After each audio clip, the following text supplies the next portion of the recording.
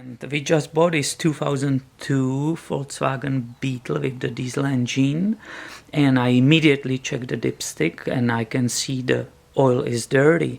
I have no proof when it was done last time, how many miles or how long time ago. So one of my first things I have to do is, of course, immediately do the engine oil change. So let's go and together look how it's done. Before you start the process of changing your engine oil, always make sure that the engine is hot and therefore the oil can freely and nicely flow out of the oil pan. First thing to do is park your vehicle on the leveled surface and apply your emergency parking brake. The next step is securely lift the front of the vehicle and place it on the jack stands. In order to get to the oil pan and the draining plug, we have to remove this splash shield which is underneath the vehicle, and I will be using the Torx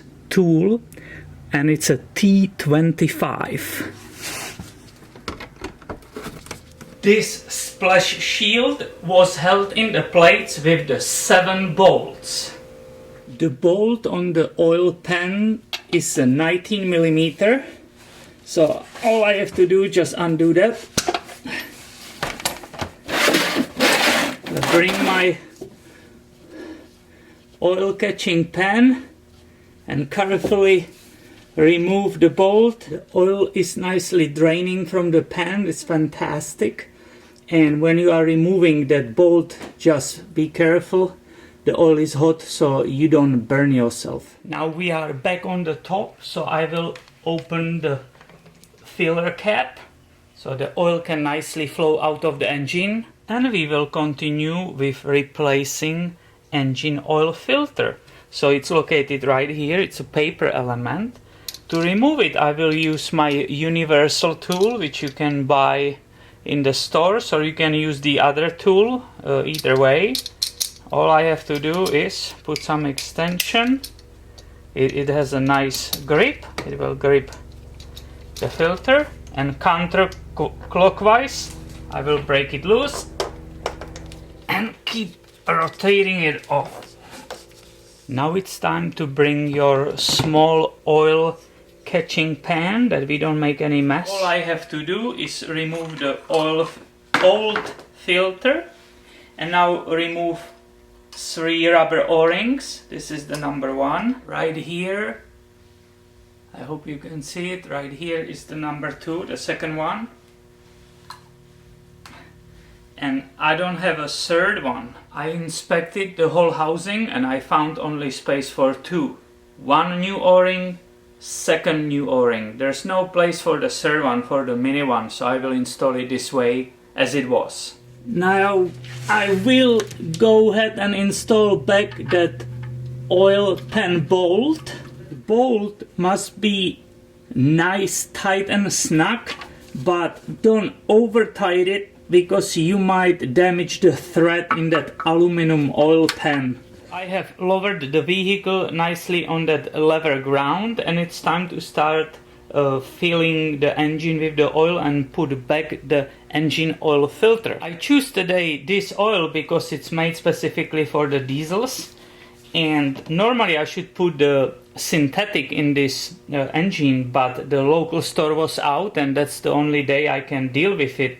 But I made sure that both norms CH4 and CG4 are compatible with that oil and with this engine. I want to have some fresh oil in that filter housing, so I will actually start with filling that filter housing. After that I will a little bit lubricate both these O-rings on the housing, the bottom one and the top one. I will install the filter. Pay attention the way where is top and the bottom, and I can install it in the housing. Done by the hand only. You are not going to use any tools. Doesn't need to be super tight because the seal is achieved by the O-ring. not how much we will tighten it. Now we know that this engine requires 4.8 quarts of the oil, so I will basically go and pour only like a 4 or something, and then I will start using dipstick measuring the level. So I waited few minutes to oil flow down in the pan, and I did my first measurement, and I can see the oil is already touching the dipstick, but it's not still in the right range, so I can keep pouring. I did my second measurement and I have enough oil on the dipstick. So what I will do immediately, I will close the engine, put the dipstick back, and start up the vehicle. After I checked for possible leaks and the engine was running for a couple of minutes, and I will wait approximately 5 minutes, give a chance the oil to go all the way back to the pan, and I will do my final measurement with the dipstick. And I have to make sure that the oil level is between the lines which are there, and possibly it's closer to the higher level. So that's basically it. We are done. Now it's time to put a shield back underneath the vehicle, do the cleanup, and enjoy another happy miles with our Turbodiesel. So thank you for your time, thank you for watching, and please stay tuned for more videos because they are coming very soon. Have a nice day.